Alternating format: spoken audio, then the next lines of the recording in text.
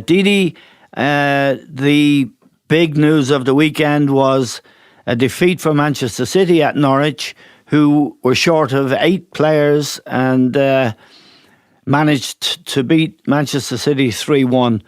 A big shock.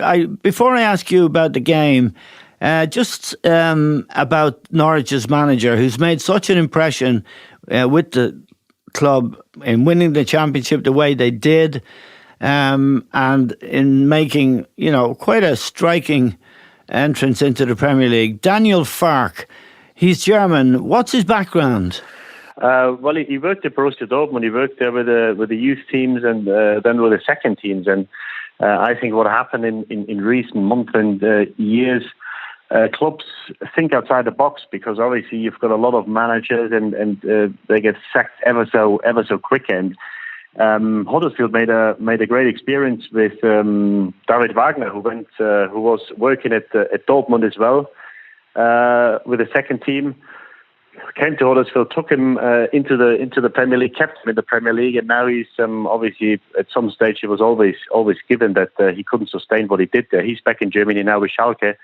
It's similar with him, and I think Norwich just took a chance. I think the financial situation wasn't too great, so they thought this is the guy who he succeeded, did very well in England, and we give him a shot. And it seems to work. What the Germans, especially in youth team football, I think it's a bit different to England. They're not scared of giving young players a chance. They like to work with young players. They do give them a chance. They like to develop them, and they're very strong in their togetherness and team spirit. And it seems to be a perfect fit. What they did last year was exceptional. And now the way they started the season and beat Man City on Saturday was just unbelievable. Yeah, and John, their first match of the season, away to Liverpool. Liverpool won the match 4-1 in the end, 4-0 up at half-time.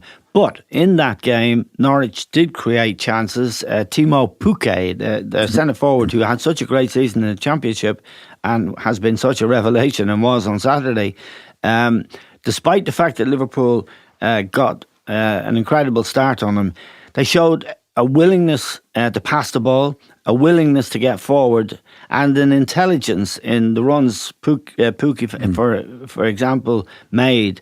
That they were a team, A, who weren't afraid, and B, who might score goals. Well, certainly, as you say, it was a very difficult match for them against Liverpool, the first match of the season, opening game for them. But what was good about it, despite the fact I think they were 4 down at half time. But the manager never changed in that match or in next matches his belief and obviously in what he's doing. Which is very, very difficult to do when you've been beaten 4-1 to keep the belief of yourself and the players in what you're trying to do. And obviously he'd be thinking as well, I think, well, we're not going to play Liverpool every week. So we can't legislate for that particular match in relation to what we're going to do overall.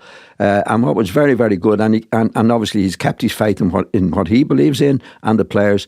And when they got to Saturday's match, they had 5, 6, 7, 8 players out. And the way the team played, was extraordinary in the belief that he's obviously got in himself and his club, which is shown through and ultimately is the correct thing to do. It's not easy to do because you've had a hide and you're going to play Manchester City, we'll sit back and do all the things that a lot of other managers do.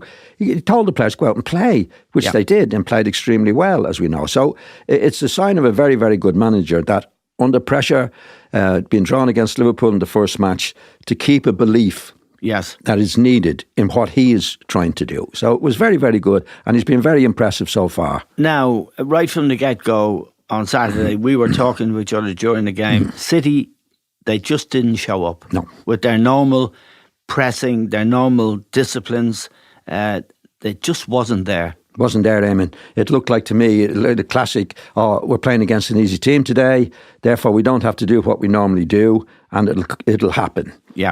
It doesn't happen. No. In my experience anyway, when you're playing against a team like that, you actually have to bring yourself down to a lower level, because the only thing they have usually is spirit and go. So you have to do the things more so than you do in against, because the top teams you automatically do it. Yeah. Against the bottom teams, why there's upsets like that is that you go out with an attitude that this will be easy. We'll do it take it in our stride. It didn't happen. You can't do it against any team. And this Norwich team unexpectedly got out and got on the ball and played and did all the things that they should do. They were excellent. City, as you say, didn't show up. If you don't show up, you ain't going to win. I mean, it doesn't matter who you're playing against. The attitude was all wrong. In matches that we've seen before where they're pressing and they gave these lads all the room in the world to Norwich. And good luck to them. They took advantage of it. So then you go down, 2 down, 3 down, whatever it is. It's very difficult to pull it back. At that, it's very hard to change, as you know. You were a professional football, Deed was a professional football. That you start. There was an old saying in football: you start as you mean to go on. And if you don't start and you go 15 minutes, 20 minutes, now how do you pick it up? Yeah. It's very, very difficult, even for a team like Manchester City, and they paid the price for it. They weren't really up for it, and to be fair to Norwich, when the press came, when City put the press on, they didn't give them the ball back. They actually played through the press and were quite impressive. But what I want your take on it. I also want to ask you about City's defence. Laporte is out now for about 6 or 7 months. He won't be back until next spring. They've got John Stones and Otamendi as their central defenders. And they were really exposed. Again, the first goal, Norwich goal, was set piece.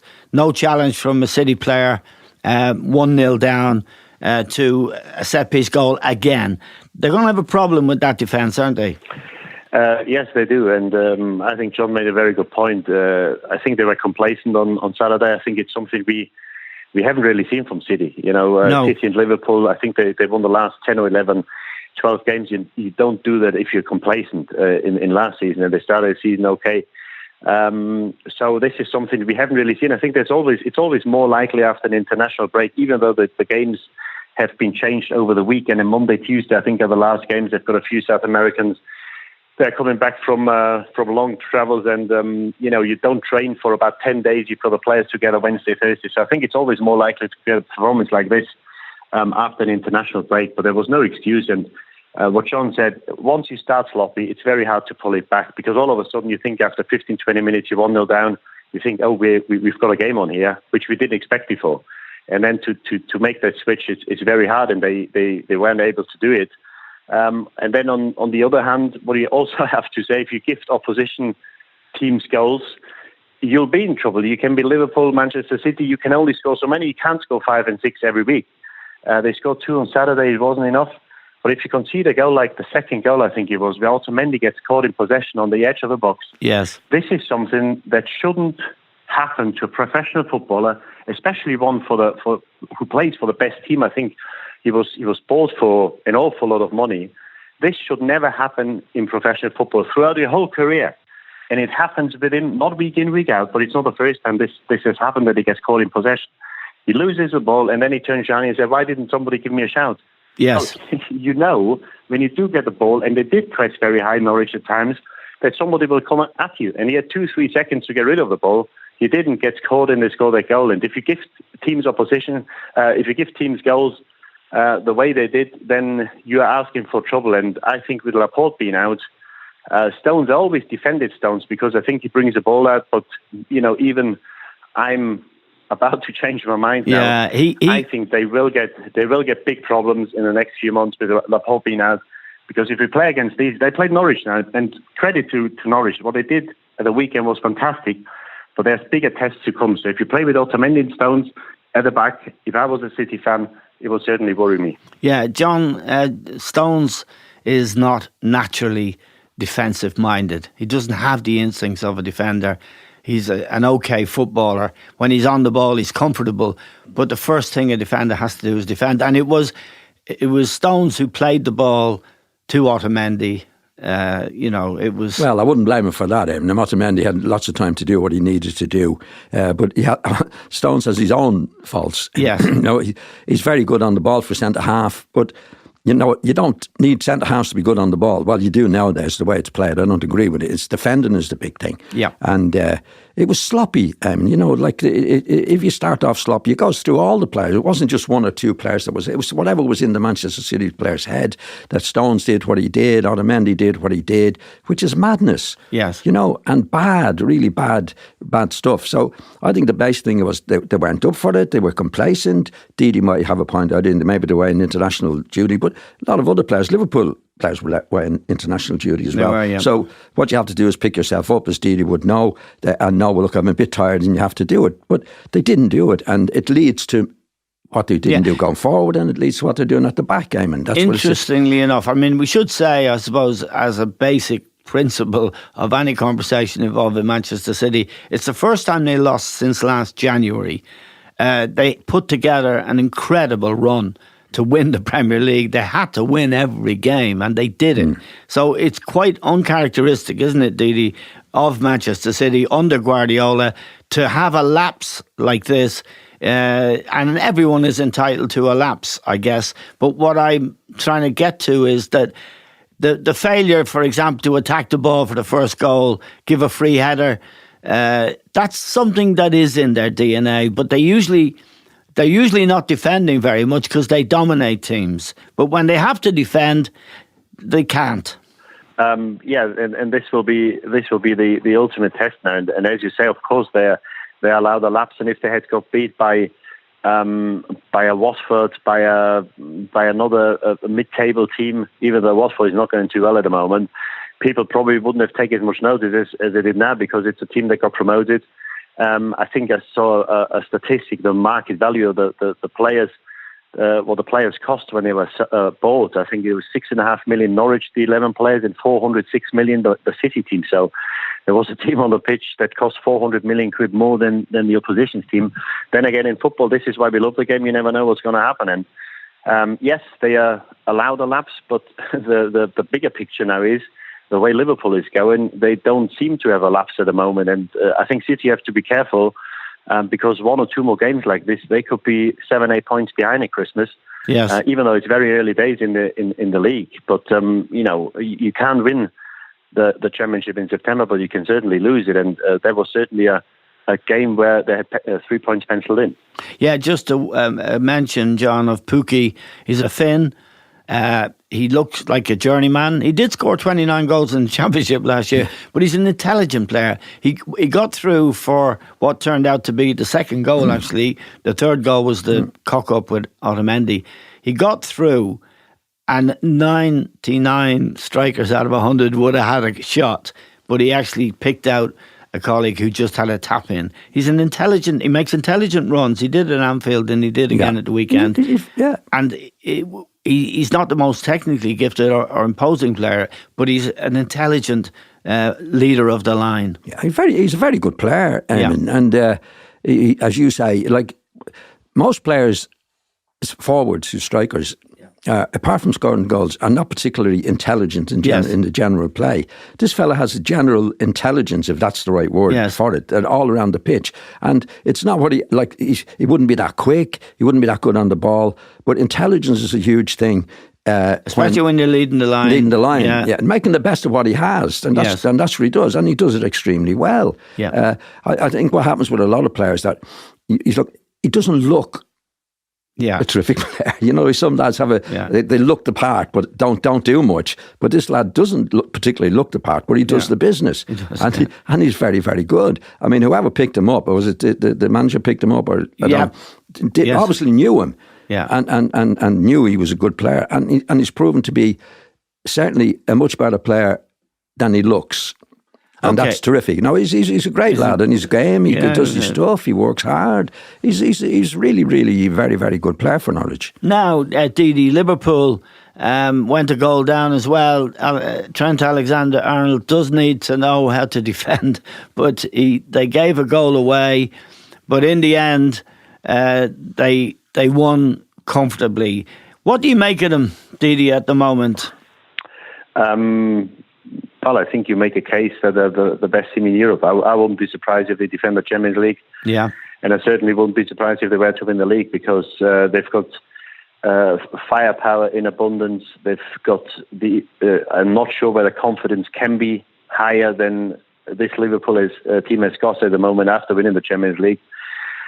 And they've got so much faith in each other and the way they play, they carry on playing, and they know they suffocate with their pressing, with their passing, with their pace. They suffocate teams, and even when they go one down, it's a tricky game. Early kickoff and warm day, you go 1-0 down, maybe the crowd goes a bit flat, and you think, oh, maybe this could be the one. And I think they won 14 games in a row now in the league. Yes, I don't think any team has ever done it, and it just goes to show what a tremendous team it is. And I go back to last year's Champions League final, to have that setback, to lose the game the way they did against Real Madrid the year before, and then to come back a year later and have the belief and not playing a good game against Spurs, but they did what they had to do to win that game.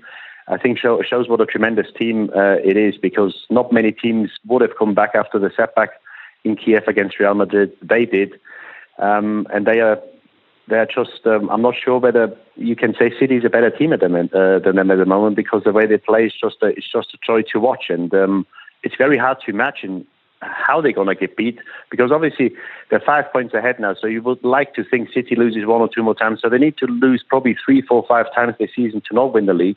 Again, we are early days, it's 5 days in, but the way they're playing at the moment, for me, it's just very hard to see them get beat. Yeah, John, they haven't won the league for a very long time, Liverpool, and I would say great and all as it was to win the Champions League, of course, it's a fantastic achievement.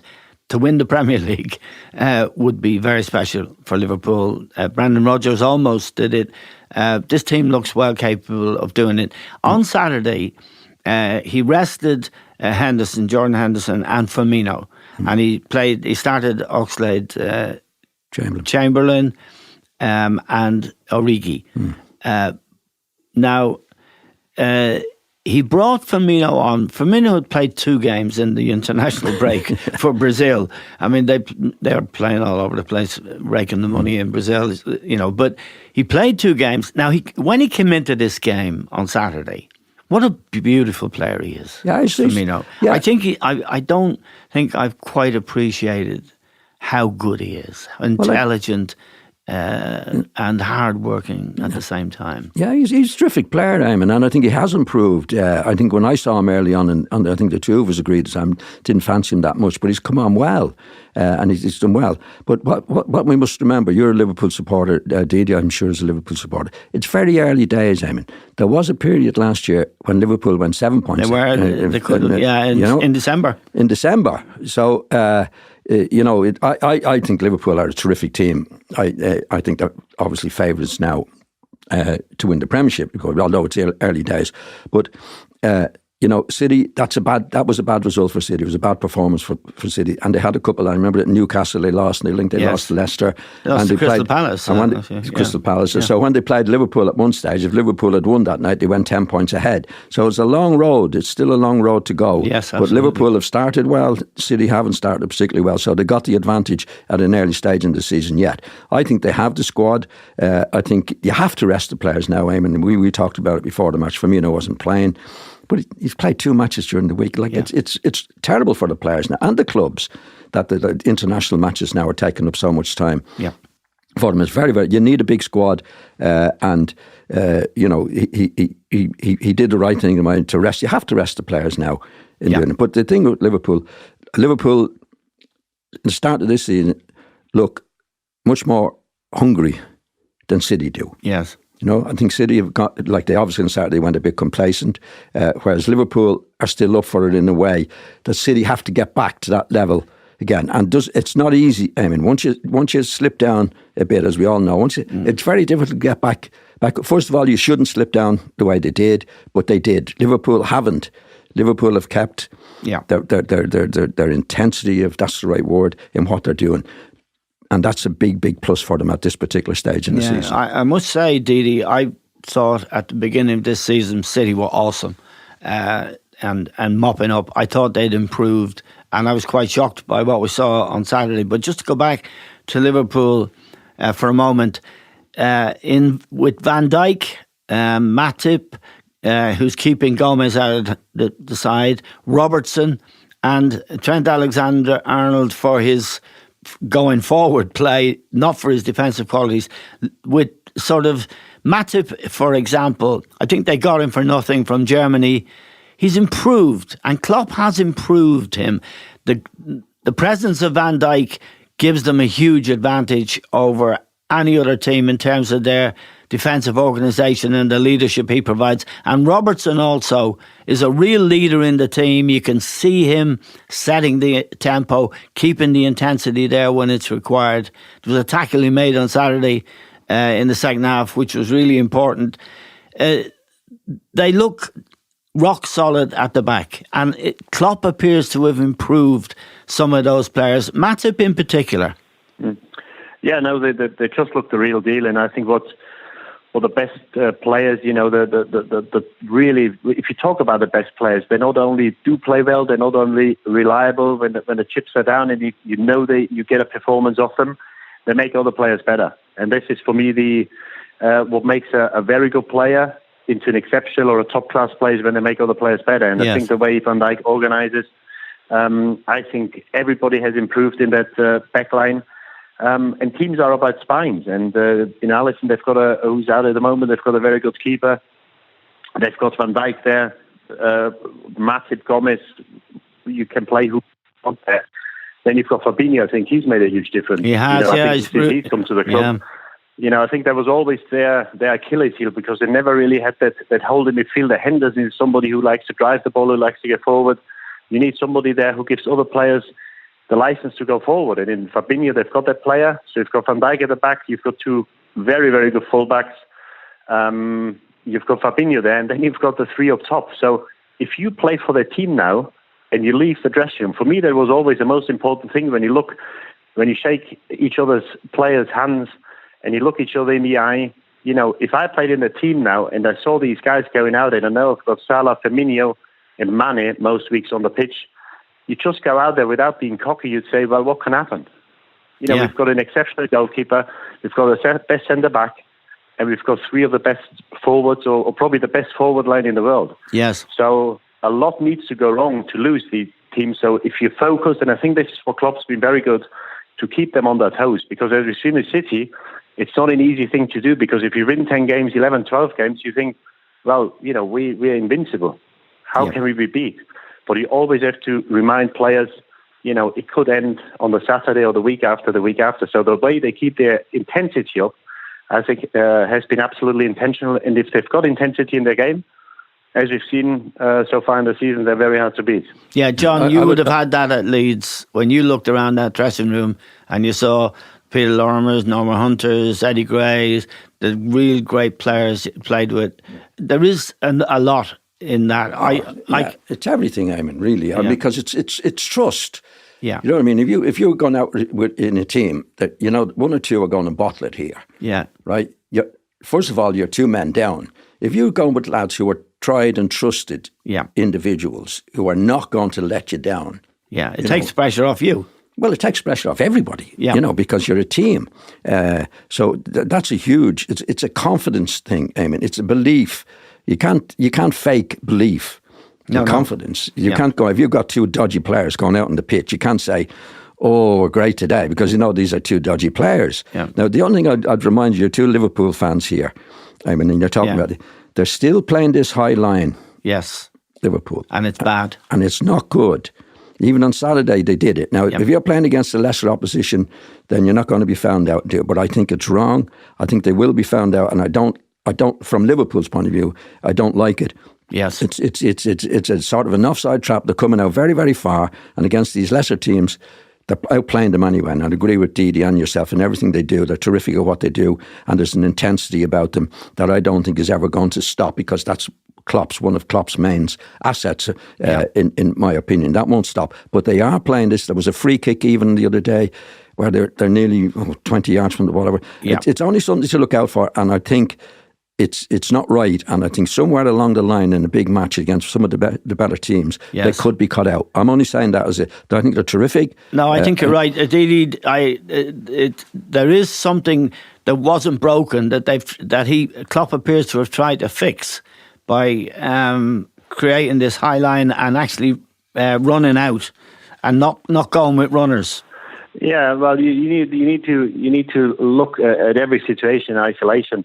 You know, the thing is, if you do press, if you want to press high, then you've got to move your back line up, because there's no point 4 or 5 players pressing 20 yards into or on the other team's box or the edge of the box, and the back four stay back 30 yards from goal. So you've got to keep the pitch small, and you've got to keep it the team compact as a block. So I think the way they do play, sometimes they do have to defend high. I think they've got 4 quick players there. I think the fullbacks are quick. Van Dijk is probably the quickest. They always got out of it, and I think sometimes when they do get found out at the back, or when they do get played through, you know, the mistake is probably that they didn't do the right thing up top, because sometimes when the ball is played through that first line, and you've got 4 or 5 people running at 3 or 4 defenders, it's very hard to defend at times. And yes, that might be something where they do concede, but then again, mistakes happen and goals are conceded. But with the firepower they've got against any team in the world right now, if whoever they play, even if they go 1-0 down, I would have faith and confidence in them to pull it back, because they play with a belief in what John just said. You can't fake belief, but they've got it in abundance. They've got so much trust in each other, and regardless what happens, they know we'll come out the right side or we get the right result here. And I think this is something which is very hard to stop, because it's like a juggernaut. They just keep on rolling, and I think it's scary signs for the rest of the opposition, the Premier League at the moment. Yeah, and John, we watched the match yesterday, Watford-Arsenal, to go from the sublime to the ridiculous. I mean, Arsenal 2-0 up. Aubameyang, to his great credit, he's a quality striker, and he got the 2 goals. But if you looked at the 90 minutes, Watford, even when they were 2-0 down, had acres of space. Ozil didn't try a leg. They just didn't appear to be up for it. David Luiz didn't appear to be up for it, gave a penalty away in the end.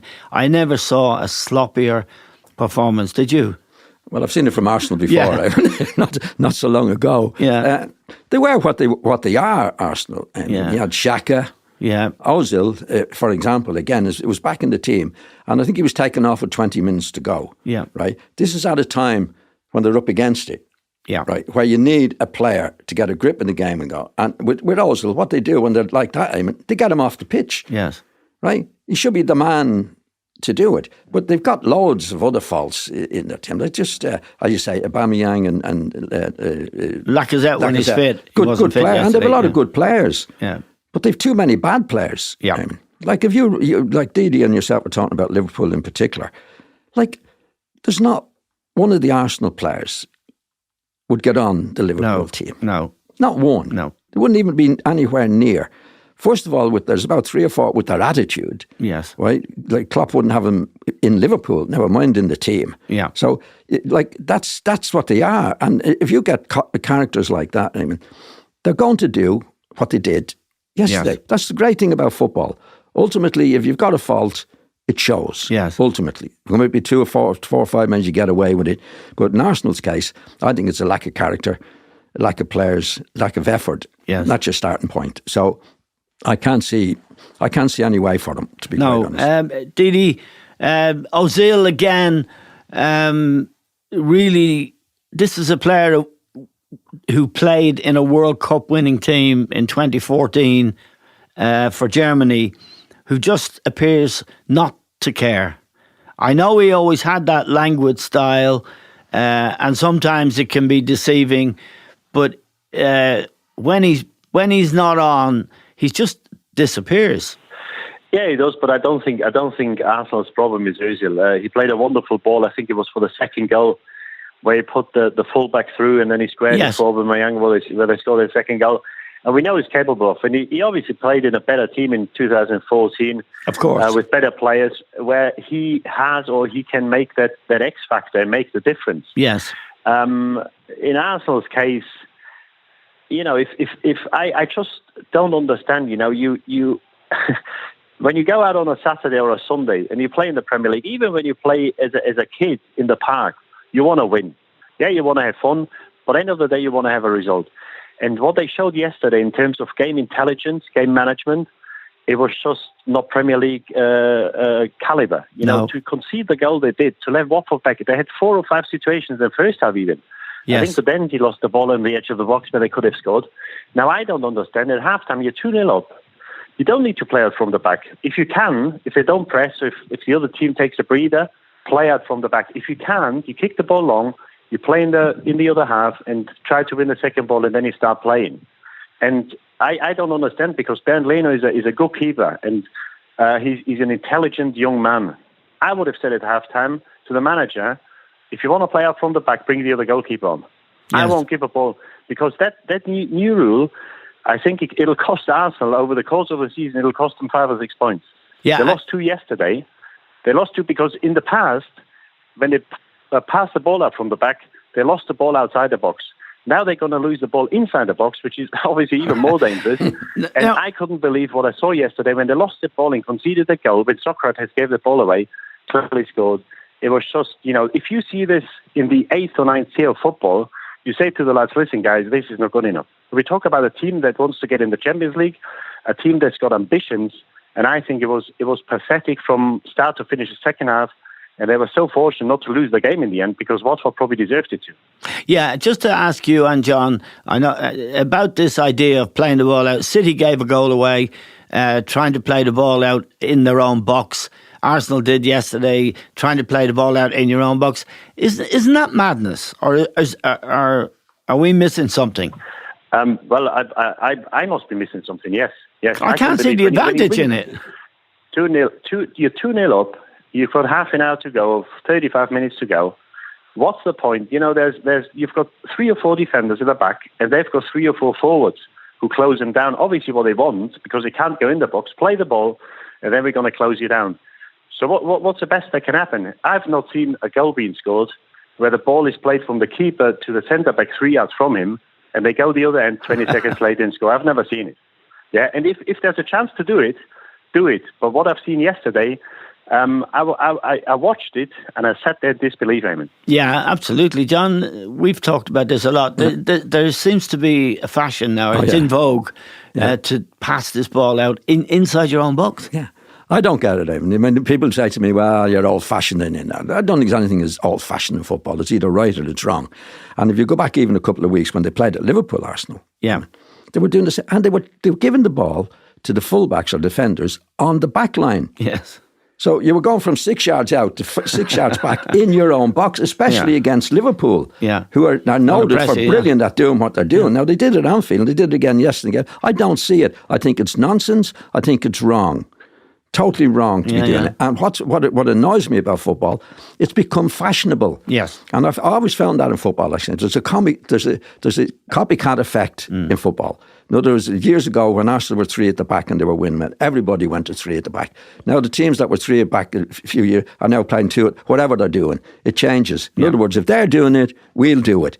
And that's what happened. This is as I agree totally with Didi, that it's stupid. You're playing it at the back. You're playing it backwards, and it's just stupid. I don't see anything in it at all. I agree with playing out from the back at the right time. If the centre half hasn't midfield player shows deep, that's fine. There's no danger about that. But what's wrong with knocking it out sometimes and centre forward getting a little header on? Yeah, like it's madness. And as Stevie says quite rightly, I haven't seen a goal scored yet from somebody playing out from the back. I've seen goals conceded on quite a few occasions from it. It's madness, Eamon, and it's wrong. It's totally wrong. Yeah. I mean, if you look at the best teams in the past, or if you look at the best teams, you've got to know what's required at the right times.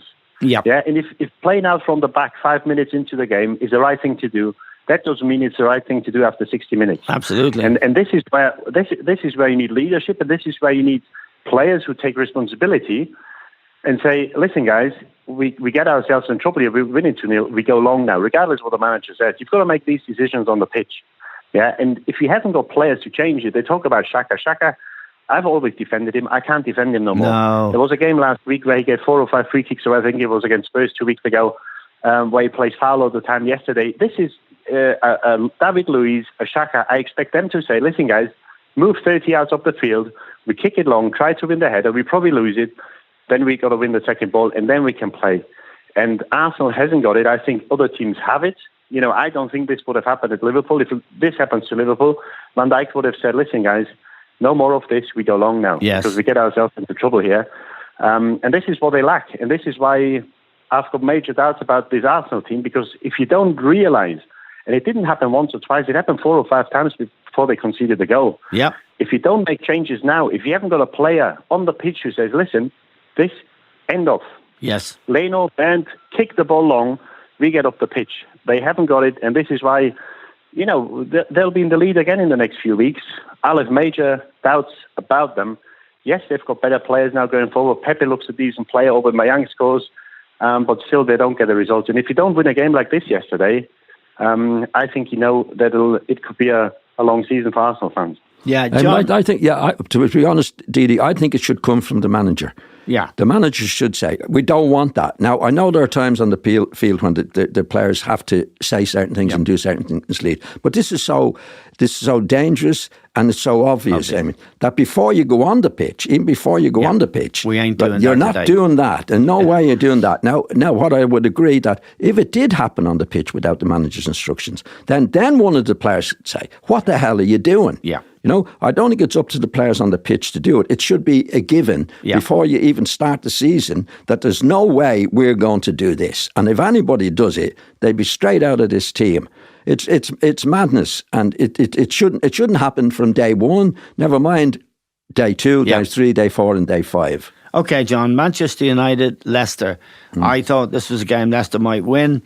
United won 1-0, penalty from Rashford. I saw the possession stats, and Leicester had more possession than United. Was this a break for Solskjaer?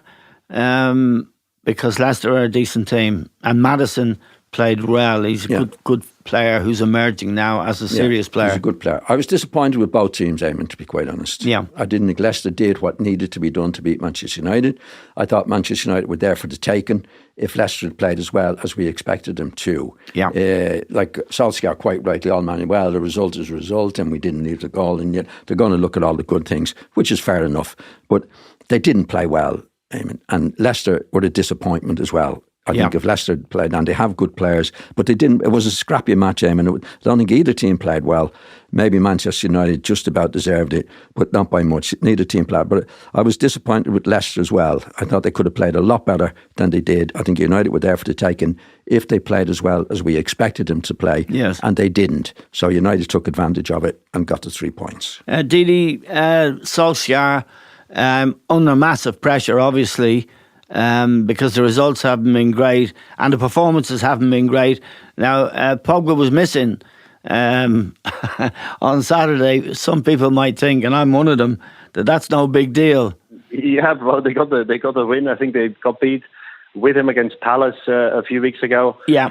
He's under huge pressure. I've seen him a few times this year. Just don't like the look of the team. No. I think that they're not a good team. I think it's an average side. Leicester underperformed the weekend. I like the look of the Leicester side. It's a good result, but United is used to playing attacking football. They're used to entertain people. This is a dire team, and I don't see any change anytime soon. If you look at the money they've spent since Ferguson left, it's really baffling how you can end up 4 or 5 years, I think, since he left. How he can end up with a team like this after spending, I don't know, close to £500 million or £1 billion. Yes. It's not good management, and I don't think, because people talk about another 2-3 windows. Well, they had about 6 or 8 windows since he left now, and all they did with every window, even though they spent a lot of money, they went backwards. And I don't see a quick fix. I don't see a quick way out of that dire situation United is in. I think they've got a battle on their hands to finish in the top 4. Yeah, I'd probably say they won't, and it's really a shame to see, because United was always a big part of the Premier League, playing for titles, playing entertaining football, and it was always, even though if you were a United fan, United was always good to watch. Yes, but this is a shadow of the former team, former club. And as I said, I think it'll take a lot more time. It'll take a lot more money to change the team. and probably at some stage another manager. Now, John, Chelsea had a great win at Wolves. Yep. Difficult team to, especially Wolves are good against have been good against the bigger teams since this manager's taken over and the new regime with new players. I was very taken by the hat-trick scored by Tammy Abrahams. He was out at loan at Swansea last year. They have a lot of young players out on loan. Chelsea's come back, and Frank Lampard has shown great faith in him because he missed chances in the early games, but he looks a very, very, very good player. Yeah. Well, he scored a hat-trick game, and I didn't actually see the match. Yeah. But I think what's happened to Lampard, I think he's a good lad, Lampard. His teams play with energy, with a good shape, and fearless. Yeah. And I think that the problems they have at Chelsea could be a plus for them in a certain way, Eamon. Because as we know in the past, the Abrahams and a lot of these guys were out on loan. Yes. And when you're in looking to win things, these lads who he's given a chance to now, because you have to give the players a chance in your team. Yes. In other words, say they go to a lesser team, but they're not going to be playing with such good players. But the way that the Premier League is, you can't wait. There's no patience in it. Certainly Mourinho, who was there before, wouldn't wait. No, at all. But he couldn't afford to, Eamon. Yeah. Because if he finished, say when Mourinho was there and he finished second or third or fourth and he wasn't winning trophies, he'd be out. Yes. Because that's what they expected. So the likes of Abrahams was loaned out, along with loads and loads of other players. Yeah, Loftus-Cheek was out on loan. Yeah. So we don't know what they could have done because, we know in football that if a lad comes to 18, 19, they have to be given a chance, Eamon. In my opinion, if you go to 21, 22, they lose interest. Yes. And they lose faith. And they miss all the experience you get from having... We're playing with good players. Yes. No, so what's happened to them now? Obviously, they can't buy any players now, but they've loads of players out. They brought a few players back, including Abrahams. Yeah. Give them a chance. Yeah. So it could turn out well for them in the long run. Yeah. In the short, I don't think they'll win any. Well, they're not expected to win anything with these players, which is good for Frank Lampard because the supporters won't get impatient with him. They'll give him a chance, and he's bringing these players back. And these are good players. Yeah. And it's been a business for them, Chelsea. They've been getting young players, loan them out. Somebody's paying them. If it works out well, and they don't get Chelsea, they're getting 10 million, 50 million. Now they're in a situation where they have to play these young players. Yeah. And that's how you bring the players on. Yeah, Didi, it's an interesting point John makes there about the very biggest clubs. And Chelsea, of course, one of the biggest clubs. You have these outstanding young players. They're playing in your under-23 team, which is Mickey Mouse football. Much better to loan them out and get them. But if you're expected to win or even play for a Champions League place, it's hard to put them in. Like Mason Mount is another lad who was at Derby on loan with Frank last year. These are very good players. And as John says, because he can't buy anyone because of their transfer ban, he's put them in. And now it looks like both of them, Abrahams in particular, are decent players and are benefiting hugely from the experience of playing Premier League football. Yeah, absolutely. I can't disagree with John, but Mount looks a terrific player. By the way, I've seen him a few times this year. He looked to play at Derby. He looks to play at Chelsea now. But doesn't it say more about management in the Premier League?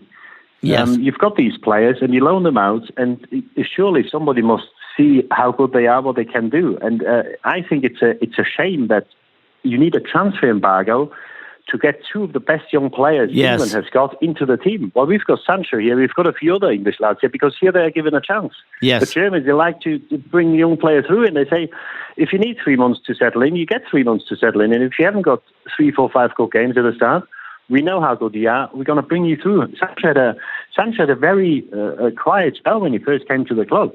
Yes. And all of a sudden he exploded, and now he's sought after, probably the most sought after player in the world. So I think it says more about management. I find it pretty sad, to be honest, Eamon, that you need a transfer embargo to bring two of the best young players England has got into the team. And I think it's a big problem in English football. I think it's a big problem in the Premier League. And if Chelsea hadn't had the transfer embargo, or maybe a different manager than Lampard, maybe these guys will play abroad now, because they wouldn't have been given a chance at Chelsea. And I think it's a sad state of affairs that you need a transfer embargo to bring these lads through. Yeah, because in most clubs, the first instinct when you need a player is to reach for the checkbook rather than to look at what you have in your own club and invest in that player by letting them play Premier League games and learn. And there's a price to be paid for learning. You're not going to win as much as you might otherwise, but you acquire in the end top players. I'd just like to finish, Didi, by asking you about Dortmund. I hear they're a really good side, an exciting side. Is that true? They're a good side, and they brought players in early. They've got Schultz from Hoffenheim, who's a left back for Germany now. Hazard's brother from Gladbach was signed, and also Julian Brandt from Leverkusen. Now these guys have to show they played for not small clubs, but smaller clubs than Dortmund. If you go to a bigger club, you've got to perform every 3 days. Right. So they had a bad performance a couple of weeks ago. They got beat by a promoted side, Union Berlin. They were exceptional on Saturday. They beat Leverkusen 4-0, and they've got Barcelona to come in the Champions League now. They're a good side, and in Hummels, they've got a real leader at the back now. So I think it's a team that they will surprise a few. Whether they're good enough to challenge Bayern Munich over 34 games in the league, I'm not too sure. I think in the Champions League, we should certainly see them in the knockout stage. A team that could go into the last 8, maybe the last 4. Don't think they're well enough equipped to go all the way, but it's certainly an exciting team. Okay.